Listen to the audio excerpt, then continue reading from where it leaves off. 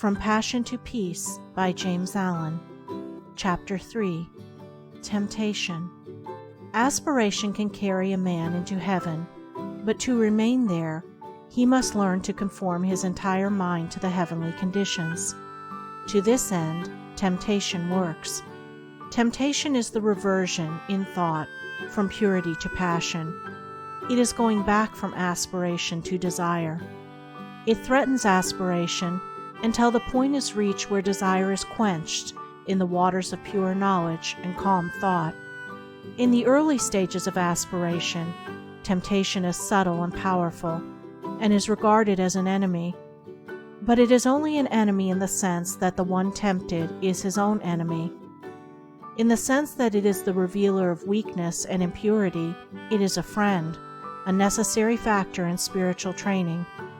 It is, indeed, an accompaniment of the effort to overcome evil and apprehend good. To be successfully conquered, the evil in a man must come to the surface and present itself, and it is in temptation that the evil hidden in the heart stands revealed and exposed. That which temptation appeals to and arouses is unconquered desire, and temptation will again and again assail a man until he has lifted himself above the lusting impulses. Temptation is an appeal to the impure. That which is pure cannot be subject to temptation. Temptation waylays the man of aspiration until he touches the reign of the divine consciousness, and beyond that border temptation cannot follow him. It is when a man begins to aspire that he begins to be tempted. Aspiration rouses up all the latent good and evil, in order that the man may be fully revealed to himself. For a man cannot overcome himself unless he fully knows himself. It can scarcely be said of the merely animal man that he is tempted, for the very presence of temptation means that there is a striving for a purer state. Animal desire and gratification is the normal condition of the man who has not yet risen into aspiration. He wishes for nothing more, nothing better, than his sensual enjoyments, and this, for the present, satisfied. Such a man cannot be tempted to fall, for he has not yet risen. The presence of aspiration signifies that a man has taken one step, at least, upward, and is therefore capable of being drawn back. This backward attraction is called temptation. The allurements of temptation subsist in the impure thoughts and downward desires of the heart. The object of temptation is powerless to attract when the heart no longer lusts for it. The stronghold of temptation is within a man, not without, and until a man realizes this, the period of temptation will be prolonged.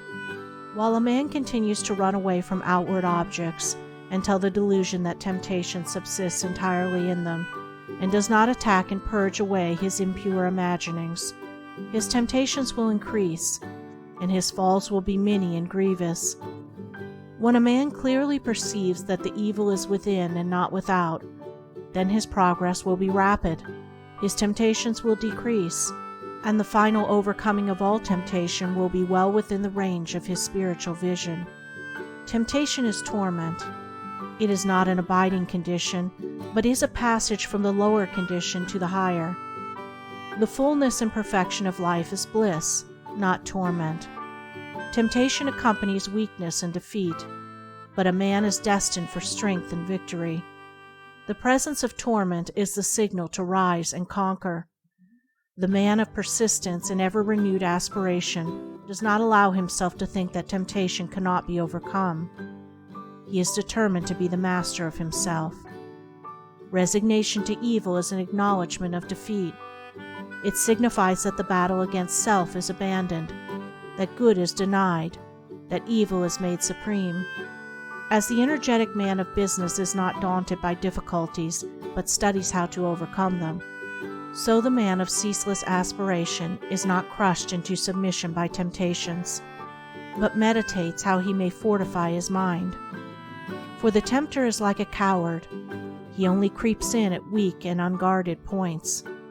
The tempted one should study thoughtfully the nature and meaning of temptation, for until it is known it cannot be overcome. A wise general, before attacking the opposing force, studies the tactics of his enemy. Likewise, he who is to overcome temptation must understand how it arises in his own darkness and error, and must study, by introspection and meditation, how to disperse the darkness and supplant the error by truth. The stronger a man's passions, the fiercer will be his temptations. The deeper his selfishness, the more subtle his temptations. The more pronounced his vanity, the more flattering and deceptive his temptations. A man must know himself if he is to know the truth. He must not shrink away from any revelation which will expose his error. On the contrary, he must welcome such revelations, as it aids to that self-knowledge which is the handmaid of self-conquest.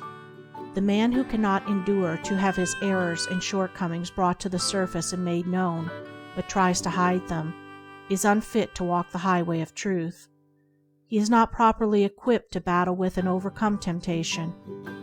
He who cannot fearlessly face his lower nature cannot climb the rugged heights of renunciation.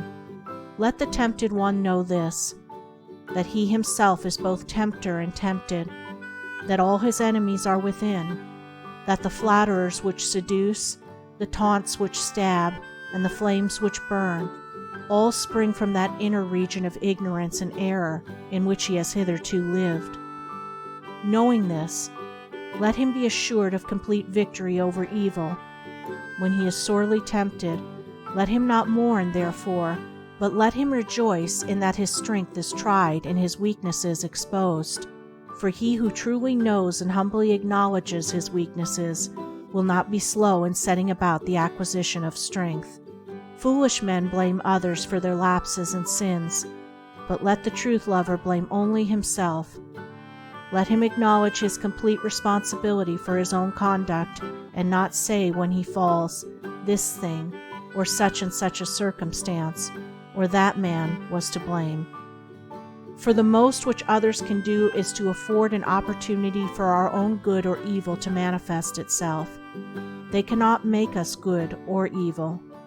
Temptation is at first sore, grievous, and hard to be borne, and subtle and persistent is the assailant. But if the tempted one is firm and courageous, and does not give way, he will gradually subdue his spiritual enemy, and will finally triumph in the knowledge of good. The adverse one is compounded of a man's own lust, selfishness, and pride. When these are put away, evil is seen to be naught, and good is revealed in all victorious splendor.